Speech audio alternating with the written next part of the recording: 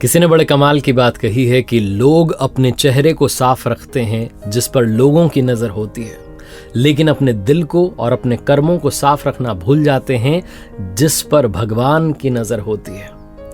नमस्ते दोस्तों, मैं हूं आरजे कार्तिक। एक बड़ी छोटी सी कहानी सुनाता हूं। जिन्होंने कहानी लिखी है वो लिखते हैं कि एक दिन मेरे घर की डोरबेल बजी। मैं दौड़ा भागा दरवाजा खोलने के लिए, तो बाहर जाकर के देखा कि एक आकर्षक व्यक्तित्व वाले बड़े अट्रैक्टिव से दिख रहे थे एक व्यक्ति खड़े हुए थे। मैंने उनसे पूछा, हाँ जी भाई साहब बताइए क्या काम है। तो उन्होंने मुझसे कहा कि अच्छा, मतलब आज मैं खुद चल करके तेरे दरवाजे पर आया तो तू मुझे पहचानने से मना कर रहा है। मैंने कहा मतलब मैं समझा नहीं, आप कौन है। तो उन्होंने कहा कि मैं वो हूं जिसने तुझे साहब बनाया है। ये तुम्हारे पास में आज गाड़ी है, बंगला है, परिवार में सुख शांति, सब मेरी वजह से। मैंने कहा मतलब भगवान है क्या अब। तो उन भाई साहब ने कहा, हाँ मैं भगवान हूं। तू कहता था ना नजर में रहते हो लेकिन नजर नहीं आते, तो आज मैं नजर आ गया हूं। आज पूरे दिन तुम मुझे देख सकते हो, सिर्फ तुम ही देख सकते हो, कोई और देख नहीं पाएगा। मैं पूरे दिन तुम्हारे साथ रहूंगा। मैंने कहा है सच में, ऐसे मजाक मत करो। बोले हाँ सच में, मैं सिर्फ तुम्हें दिखाई दूंगा। मैं उनसे बात कर ही रहा था, तभी मेरी माँ ने अचानक आवाज दी, अरे क्या कर रहा है, दरवाजे पर अंदर आ, कोई भी तो नहीं है वहां पर। मैं घबरा गया, सहम गया कि क्या हुआ, माँ को दिखाई क्यों नहीं दे रहे। बिना देरी के अंदर आया। अंदर आकर मैं सोफे पर बैठा तो देखा पास में भाई साहब बैठे हुए थे। मैंने कहा तो सच में भगवान ही है। और तभी माँ चाय लेकर के आ गई। मैंने जैसे ही चाय की पहली चुस्की ली, मेरी आदत थी चिल्लाने की, मैंने कहा माँ ये कैसी चाय बना दी, इतनी चीनी है। और तभी मैंने देखा कि वो मुझे देख रहे हैं, मैं उनकी नजर में हूं।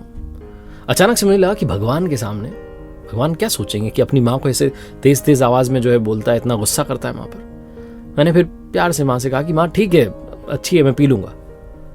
उसके बाद चाय पी ली। उठ करके जाने लगा नहाने के लिए, तो वो पीछे पीछे आने लगा। मैंने कहा अरे यहाँ तो बख्श दो, मुझे तैयार होने दो।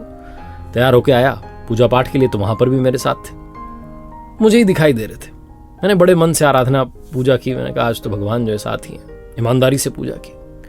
उसके बाद बाहर निकला, कार में बैठा तो देखा पास वाली सीट पर भाई साहब बैठे हुए, वही भगवान जी। मैंने कहा आज तो कमाल ही हो रहा। थोड़े से हम आगे चले ही थे कि मुझे कॉल आया। मेरी तो आदत थी गाड़ी चलाते चलाते कॉल रिसीव करने की। कॉल रिसीव करने वाला था, मुझे लगा कि डांट देंगे कि क्या कर रहे हो। गाड़ी को मैंने साइड में रोका, नियम कायदे फॉलो किए, फिर बात की। सामने से कोई डील के लिए कॉल आया हुआ था और मेरी तो आदत थी कि भाई ऊपर का कुछ ले ही लेते हैं। मैं पूछने वाला था भाई ऊपर का क्या रहेगा, कितना % अपना।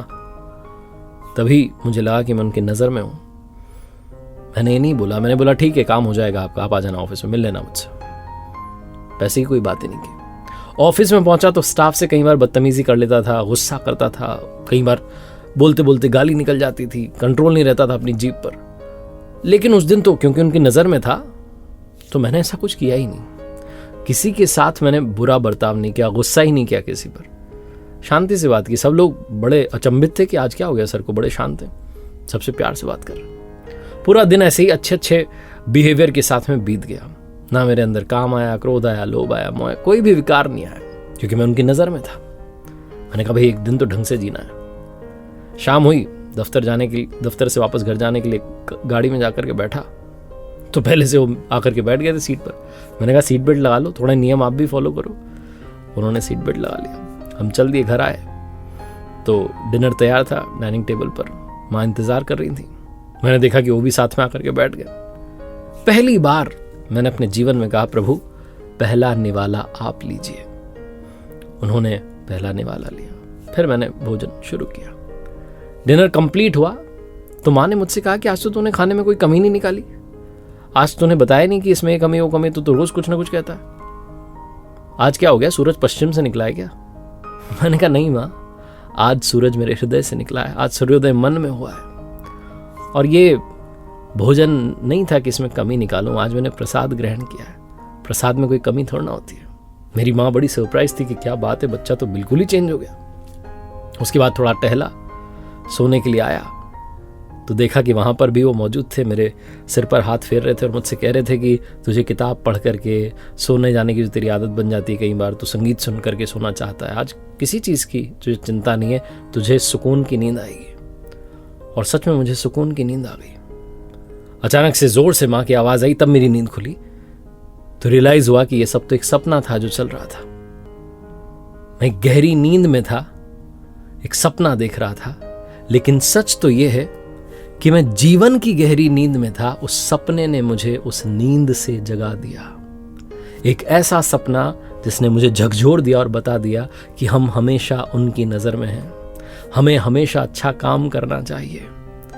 सच में हम गहरी नींद में सो रहे होते हैं, विकारों से घिरे होते हैं, वो एक ऐसा सपना आ जाए ना जो आपको नींद से जगा दे, बस उसी की आवश्यकता है। और ये कहानी वही सपना है। याद रखिए, आप हमेशा उनकी नज़र में हैं। ऊपर वाले के आशीर्वाद के साथ, अपनी मेहनत, अपनों के प्यार के साथ कर दिखाओ कुछ ऐसा कि दुनिया करना चाहे आपके जैसा। याद रखिए दोस्तों, मैंने अपनी वेबसाइट लॉन्च की है www.rjkarthik.in, जहां पर कुछ स्पेशल कोर्सेज आपका इंतजार कर रहे हैं। अगर आप अपनी पर्सनैलिटी को डेवलप करना चाहते हैं तो स्पेशल कोर्स है दी सक्सेस मास्टरी। दूसरा कोर्स है द आर्ट ऑफ बैलेंसिंग। अगर आप स्ट्रेस मैनेजमेंट सीखना चाहते हैं, डेफिनेटली चेकआउट कीजिएगा, आपका इंतजार रहेगा।